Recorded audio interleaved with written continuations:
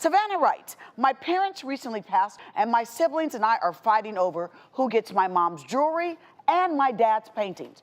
One of my sisters feels that because she lived in the state and took care of them the most, that she is entitled to 70% of their belongings.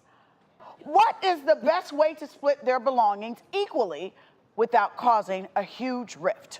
Judge Mary, I'm going to you first, girl. Well, I think it's common sense. If you don't have a will, that it's going to do what we call an intestate succession. So if there's a husband, some goes to the husband, then to the children, and it goes on down.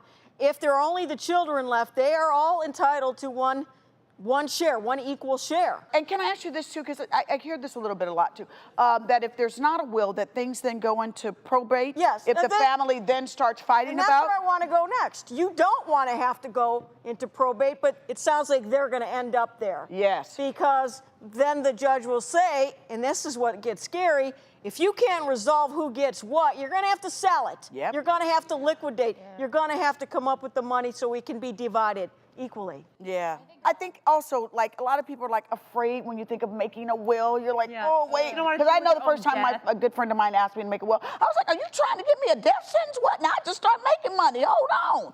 And she says, no. When you start acquiring assets, if something happens to you, make sure that you take care of your business. Yeah. That's all it is. It didn't really take that long, but you make sure that you take care of your business so that then it doesn't end up in probate or your family doesn't end up fighting over, because trust me, they will. Everybody comes out of the woodworks like, oh, what about me? Let's remember, your children are also assets, which is so important. So if you're single with children, or even if you're married with children, have that will designating, I want Dr. Ho to take care of my children or our children in the event of our death, because that's when everybody starts fighting again. Right. Why should this brother have the child? Why should this sister have the child? It is so important. And because it is so conflictual, I think that families really should feel empowered to sometimes use a mediator in these cases. Yeah. Otherwise, somebody that's a third party. But then what about if the people don't want to spend the money for the third party? You're saying to spend the money for the third party so that will alleviate arguments? Absolutely, because otherwise sometimes these conflicts can go on for years and years. There's resentment that's underneath.